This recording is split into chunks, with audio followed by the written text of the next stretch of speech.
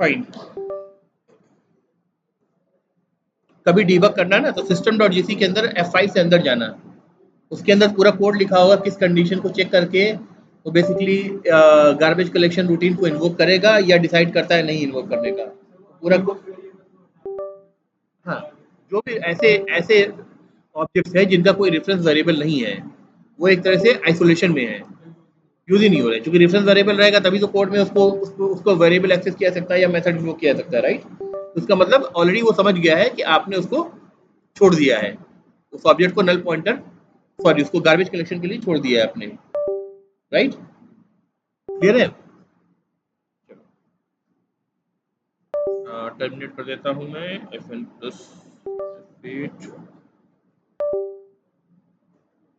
ठीक है।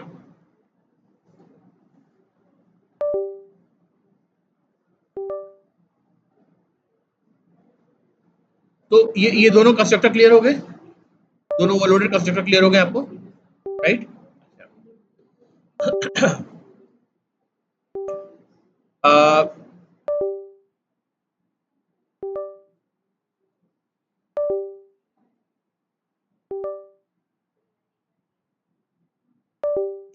अब आइए टेस्ट पॉइंट 2D देख लीजिए एक बार, पॉइंट 2D देख लीजिए एक बार, जो कमेंटेड लाइन है उसको इग्नोर कर दीजिए, ठीक है। पॉइंट 2D में क्या है, इट एक्सटेंड्स पॉइंट, राइट, यानी पॉइंट की सारे गेटर सेटर जो नेम फील्ड है वो सारे इसका पार्ट बन चुके हैं। पॉइंट 2D के अंदर देखिए एक कंस्ट्रक्टर है which is a knower constructor. अगर ये नो आर कंस्ट्रक्टर नहीं होता, फॉर एग्जांपल मैं इसको डिलीट कर देता हूं कंट्रोल एस, तो देखिए टेस्ट पॉइंट में क्या दिक्कत आ रही है, ये नो आर कंस्ट्रक्टर काम करना बंद कर दे रहा है। क्यों काम करना बंद कर दे रहा है,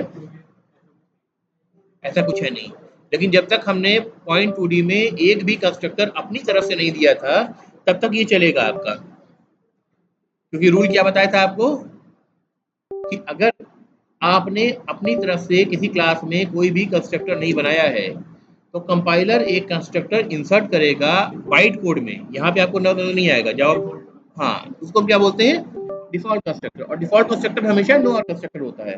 उसको क्या पता आप कंस्ट्रक्टर में कौन से फील्ड को सेट करना चाहते हैं, 1 आर बनाना चाहते हैं, 2 आर बनाना चाहते हैं या किस फील्ड को कॉम्बिनेशन यूज करना चाहते हैं, तो वो डिफॉल्ट ही बनाएगा, राइट।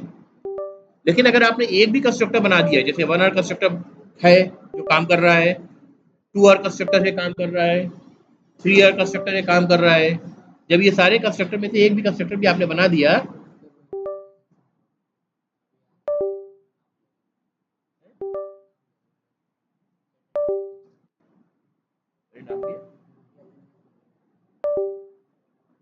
आप कह रहे हो मैंने आपका नाम लिया अभी, नहीं समझ पा रहा हूँ बेटा आप क्या करना चाह रहे हैं। हाँ,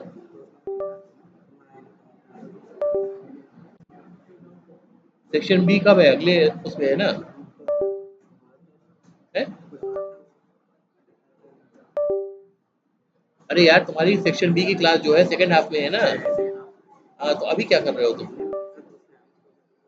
चलती क्लास में तुम आगे कुछ पूछोगे, मैं पढ़ाना छोड़ के तुम्हें ये बताता रहा हूँ, अजीब आदमी हो यार, ऐसे स्टूपिड लोग हैं यार। इनकी क्लास है सेकंड हाफ में, अभी आगे पूछ रहे हैं, पता नहीं क्या पूछ रही है।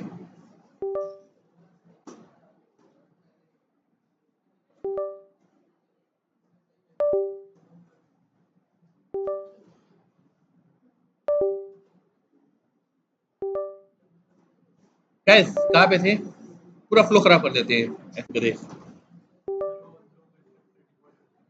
हाँ, तो मैं ये कह रहा था कि जब भी आपने एक भी कंस्ट्रक्टर प्रोवाइड कर दिया तो कंपाइलर आपसे क्या कहेगा, भाई अब अगर आपको ऐसा कंस्ट्रक्टर चाहिए जो नो आर कंस्ट्रक्टर हो, यानी डिफॉल्ट कंस्ट्रक्टर जैसा हो, तभी ये लाइन इन्वोक हो पाएगी और तभी कंपाइलेशन भी सक्सेस होगा, राइट। तो उसके लिए आपको ये कंस्ट्रक्टर खुद से बनाना पड़ेगा।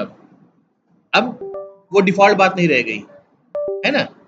तो अब अगर आपको ये चाहिए तो आप क्या करेंगे, पॉइंट 2D क्लास में जा करके आपको दोबारा से ये बनाना पड़ेगा, तब जाके आपका टेस्ट पॉइंट में ये कोड दोबारा से कंपाइल करेगा। ये रूल क्लियर था। Fine. अब पॉइंट 2D में एक नोअर कंस्ट्रक्टर है जो क्या काम कर रहा है बताओ, ये नो आर कंस्ट्रक्टर जो है, डिफॉल्ट कंस्ट्रक्टर नहीं, नो आर कंस्ट्रक्टर जो है, ये क्या काम कर रहा है? डिफॉल्ट वैल्यूज क्या क्या दे रहा है? एक्स वाई की 1 1, यानी कोऑर्डिनेट को ओरिजिन इससे 1 1 पे मान लिया। मेरी मर्जी, मेरा एप्लीकेशन, ठीक है। अब पॉइंट 2D में एक 1 आर कंस्ट्रक्टर है, राइट। ये क्या कर रहा है? नेम ले तो रहा है लेकिन सेट नहीं कर रहा है कुछ भी, है ना, सेट नहीं कर रहा है। अब देखो ये वाला पॉइंट 2D जो है, इसमें भी क्या कर रहा है? ये भी नेम को सेट नहीं कर रहा है, राइट। सिर्फ दोनों कोऑर्डिनेट ले रहा है और दोनों कोऑर्डिनेट को सेट कर दे रहा है, राइट, जिस भी वैल्यू में हम पास कर रहे हैं, राइट। और ये वाला जो 3R कंस्ट्रक्टर है, ये क्या कर रहा है? नेम तो ये भी ले रहा है लेकिन ये एक अकेला है जो दिस डॉट सेट नेम कर रहा है, यानी जो नेम आपने पास किया वो नाम सेट कर दे रहा है, करेक्ट गाइस, ठीक है। यानी सिर्फ 3R कंस्ट्रक्टर ऐसा कंस्ट्रक्टर है जिसमें हम ये लाइन लिख रहे हैं जिसमें नेम को सेट कर रहे हैं। अदरवाइज अगर आ भी रहा है तो भी नेम सेट नहीं हो रहा है, नहीं आ रहा है तो भी कोई डिफॉल्ट वैल्यू पे सेट नहीं हो रहा है, ठीक है, क्लियर है। बाकी जो है वो गेटर सेटर्स हैं, राइट। और एक प्रिंट पॉइंट डिटेल मेथड है जो पॉइंट्स के डिटेल को प्रिंट कर रहा है ताकि हमें क्लाइंट कोड में जाकर के system dot out dot println name X coordinate Y coordinate अलग अलग 3 4 लाइन में प्रिंट ना करना पड़े, वो सब एक ही जगह प्रिंट हो जा रहा है, ठीक है, एक सर्टेन फॉर्मेट में, ठीक है। अब देखो क्लाइंट कोड में जाके देखो क्या कह रहा है क्लाइंट कोड। क्लाइंट कोड में ये तो पॉइंट का था, इसको मैं फिर से कमेंट कर दे रहा हूँ, इसकी ज़रूरत नहीं है क्योंकि मैंने इसको कहीं प्रिंट भी नहीं करा है। सोर्स में ऐड ब्लॉक कमेंट ये गया, ठीक है। अब P1 P2 P3 P4 4 object बन रहे हैं, राइट, 4 रेफरेंस वेरिएबल के साथ, राइट। एक 1R कंस्ट्रक्टर ले रहा है, एक 2R कंस्ट्रक्टर ले रहा है, एक 3R कंस्ट्रक्टर ले रहा है, एक 4R कंस्ट्रक्टर ले रहा है, सॉरी 3R कंस्ट्रक्टर ले रहा है, no arg constructor 3R constructor, right. अब इनके आउटपुट जब P1 dot print point detail हम करेंगे तो आउटपुट हमें क्या क्या मिलेंगे बताओ, यहाँ कमेंट में लिखते होंगे। पहले वाले का P1 का बताओ, क्या नहीं प्रिंट करा है? नहीं तो जो नहीं प्रिंट करा वो नहीं आएगा, जो प्रिंट किया वो तो आएगा, कैसे आएगा? फॉर्मेट एक बार चाहो तो फॉर्मेट फॉर्मेट देख लो एक बार, कोड में फॉर्मेट देखो और बताओ मुझे। ये देखो कोड का फॉर्मेट है ये, पहले पॉइंट लिख करके आएगा, पॉइंट लिख करके आएगा था मैसेज स्पेस फिर this dot get name, name की जो वैल्यू होगी वो आएगी, उसमें जुड़ जाएगी, प्लस डबल कोटेशन में इक्वल टू लगा के ब्रैकेट स्टार्ट होगा, राइट। फिर this dot get X, X की वैल्यू प्रिंट होगी, प्लस डबल कोटेशन में कॉमा आ गया, कॉमा लगेगा, करेक्ट। फिर this dot get Y, this dot get Y, Y की वैल्यू प्रिंट होगी, फिर उसके बाद ब्रैकेट क्लोज हो जाएगा मैसेज में। ये क्लियर है? फॉर्मेट देखो ऐसा फॉर्मेट कुछ होगा जैसे इस लाइन में लिख रखा है, लाइन नंबर 47 में पॉइंट अगर नाम ए है तो point A is equal to bracket में 6,9 ऐसे प्रिंट होगा, राइट। अब क्या दिखाऊं? चारों कंस्ट्रक्टर दिखाओ फिर से। चलो ये है नोअर कंस्ट्रक्टर, एक्स वाई को सेट कर रहा है विद अ डिफॉल्ट वैल्यू 1 1, ठीक है, पास कुछ भी नहीं हो रहा है इसके अंदर। ये है वनर कंस्ट्रक्टर, इसमें नेम पास तो हो रहा है लेकिन सेट क्या कर रहा है? ये नेम को छू भी नहीं रहा है, एक तरह से गलत तरीका है कि हमने कोड में पास कराया तो कोई यूज नहीं कर रहे हैं, है ना। हाँ, इसमें इसमें पॉइंट का नाम जो है वो नल आना चाहिए, 1 1 सेट होना चाहिए, ठीक है। तीसरे में देखो, तीसरे में क्या होगा? नेम सेट नहीं होगा, ना नेम हमने सेट करने की कोशिश ही करी है ना, ना आ रहा है नेम। हाँ, कुछ आएगा बताओ, वही पूछूंगा ना मैं।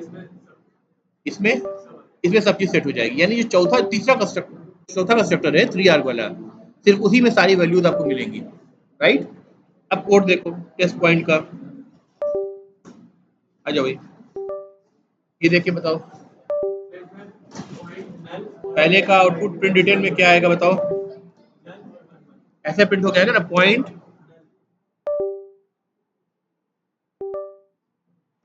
ऐसे नल इक्वल टू ब्रैकेट में 1,1। चलो अब इसका बताओ। Point null is equal to 7,8। Correct. इसका आउटपुट बताइए। पॉइंट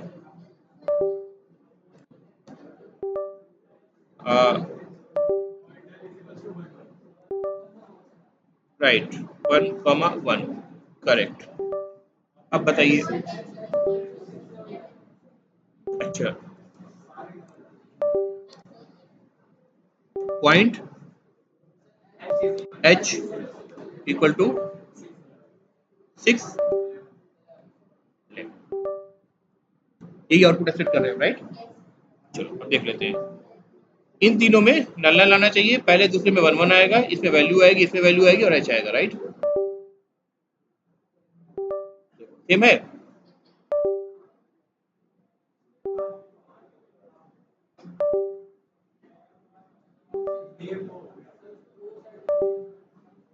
कहाँ से हो रहा है बताओ। डिबग करो बताओ।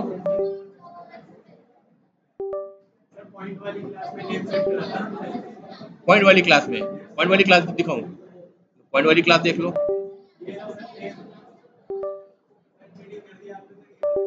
ये कॉल क्यों हुआ? कॉल तो मैंने लगाया नहीं है कहीं पर।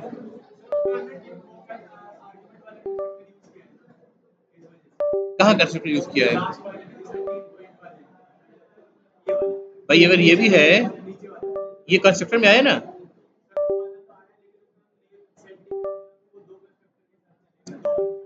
नहीं तो इसके पेरेंट क्लास के कंस्ट्रक्टर में तो जाना पड़ेगा उसको, है? वो पॉइंट क्लास में है और ये पॉइंट 2D क्लास का कंस्ट्रक्टर है। एक्सटेंड कर रहे हैं, ठीक है।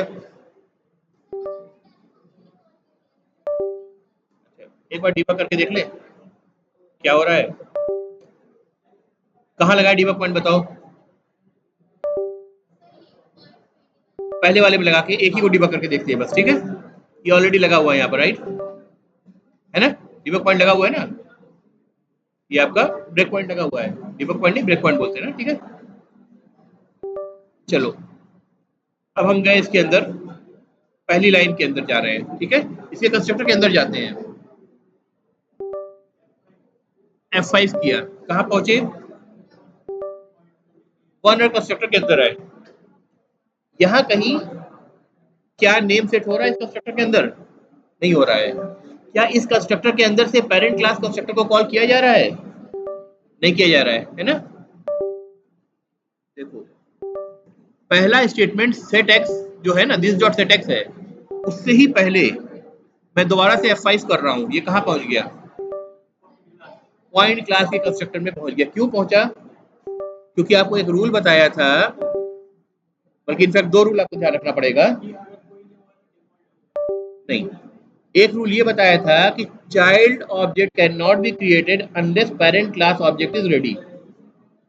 तो एक रूल ये हो गया। दूसरा रूल ये बताया था कि object can not be created unless the constructor runs, unless the constructor runs. तो चाइल्ड क्लास पॉइंट 2D है, ये तब तक नहीं बन सकता जब तक पॉइंट क्लास का ऑब्जेक्ट ना बने। और पॉइंट क्लास के ऑब्जेक्ट को बनने के लिए उसका कंस्ट्रक्टर रन होना जरूरी है। दो रूल हो गया। तीसरा rule, if the first statement of the constructor is not the call to the parent class constructor, then the compiler, just like the default constructor को insert करता है ना, the compiler will automatically insert a constructor this way. Super. Another constructor आ जाओ। another constructor दिख रहा है भाई? ये समझो कि कंपाइलर ने ऐसा इंसर्ट कर दिया है, चाहे मैं ये कोड लिखूं चाहे न लिखूं एक ही बात है। ध्यान दो भाई, तीन रूल का कॉम्बिनेशन बताया आपको। पहला ये बताया कि ये 2D पॉइंट 2D का ऑब्जेक्ट नहीं बन सकता जब तक पॉइंट का ऑब्जेक्ट न बने। the child object cannot be created unless the object of the parent class is not created, ठीक है। सेकेंड रूल बताया, to create an object it is mandatory that the constructor should run. तो अगर parent class का object बनना है, इसके object बनने से पहले तो पेरेंट क्लास का कंस्ट्रक्टर भी रन होना चाहिए, एटलीस्ट कोई एक कंस्ट्रक्टर, है ना। तीसरा रूल बताया कि अब उसका कंस्ट्रक्टर रन होने के लिए कॉल वहां जाना चाहिए, कॉल वहां जाना चाहिए उस कंस्ट्रक्टर के पास। अगर आपने कोई कंस्ट्रक्टर कॉल नहीं लगाया है चाइल्ड क्लास के कंस्ट्रक्टर के अंदर, तो कंपाइलर ने ये कॉल लगा दिया है, which means first thing that has to happen is before any of these statements execute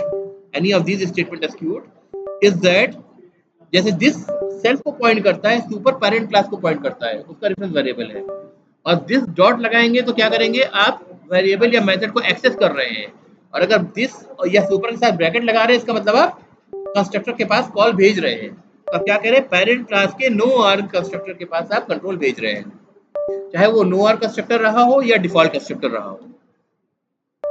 no आर्ग सब जब मैंने खुद लिखा हो, और इस कंडीशन में मैंने इनफैक्ट लिखा है, जिसमें नेम की एक वैल्यू ओ सेट कर रहे हैं। गैस क्लियर हो रहा है, इसलिए कंट्रोल यहां आया है, ठीक है।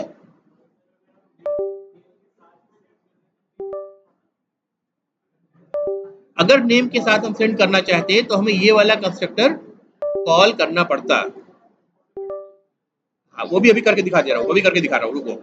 अगर तुम चाहते हो कि नेम के साथ मुझे सेंड करना चाहता तो मुझे ये वाला कॉल करना पड़ता, ठीक है। अभी ये ठीक है, यहाँ तक ठीक है गाइस।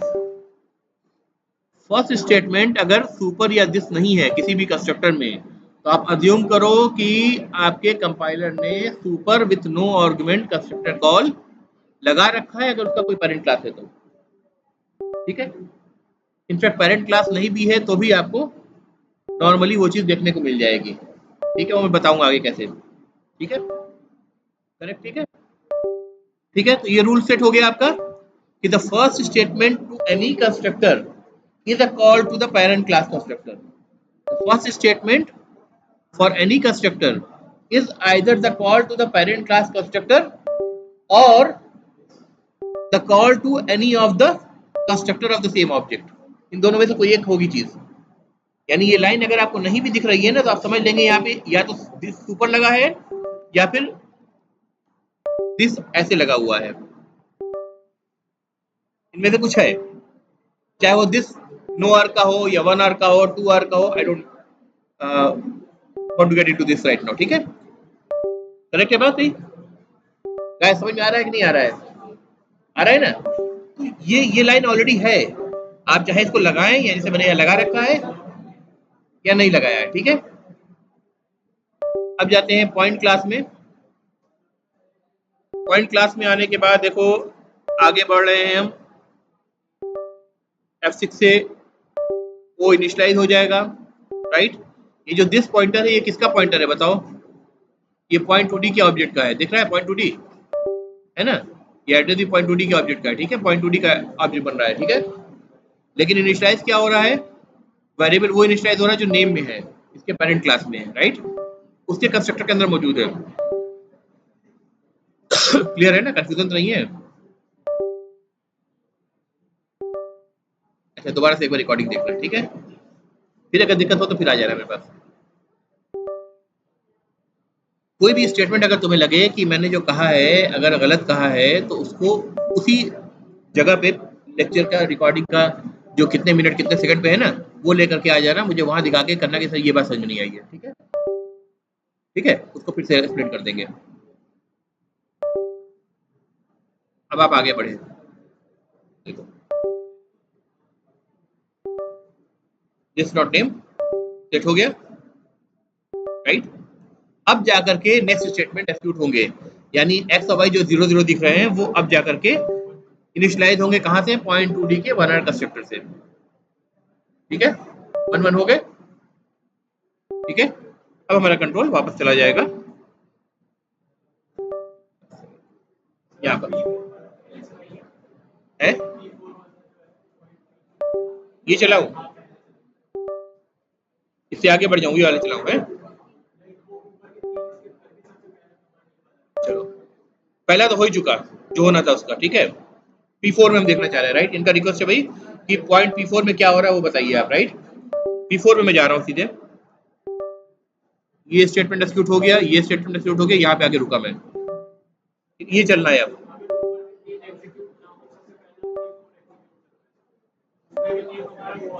उससे मतलब ही नहीं ना, ये तो अलग अलग ऑब्जेक्ट बन रहे हैं ना बेटा, अलग अलग बार कंस्ट्रक्टर कॉल हो रहा है, हर बार कंस्ट्रक्टर कॉल हो रहा है, एक नई कहानी शुरू हो रही है ना।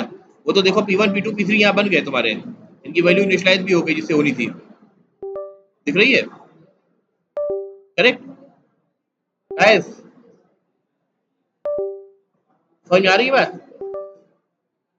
अब इसके अंदर जाने को तुम कह रहे हो, राइट। अब हम इसके अंदर जाते हैं, देखो कहाँ आया, 2D कंस्ट्रक्टर में आया, किस कंस्ट्रक्टर के पास आया, 3R कंस्ट्रक्टर के पास आया, राइट, जो नेम एक्स वाई सब लेता है।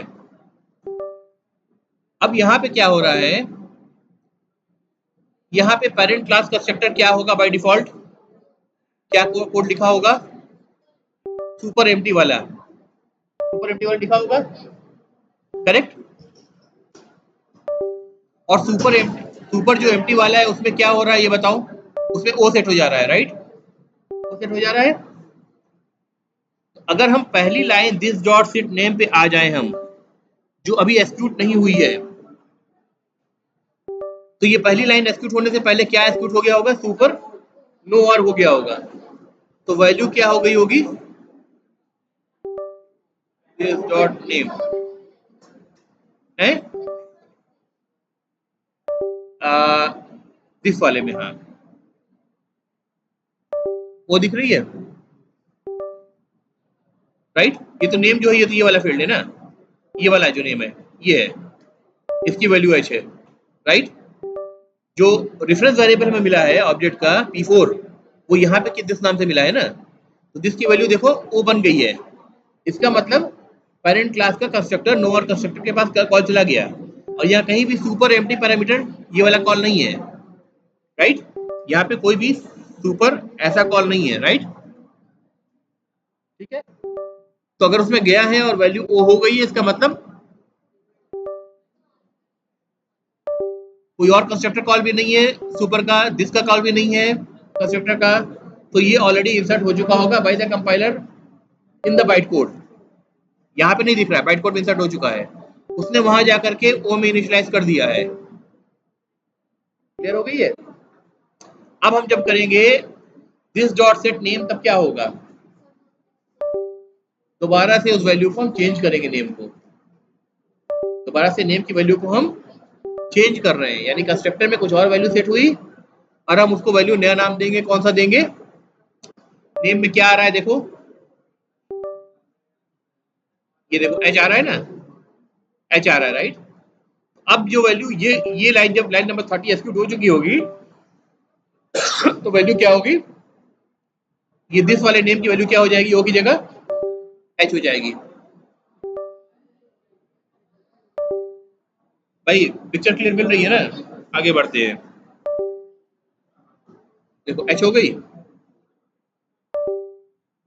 गैस, ठीक है, कोई डाउट, ओके, वापस चले जाते हैं, टर्मिनेट कर देते सब कुछ हम, ठीक है।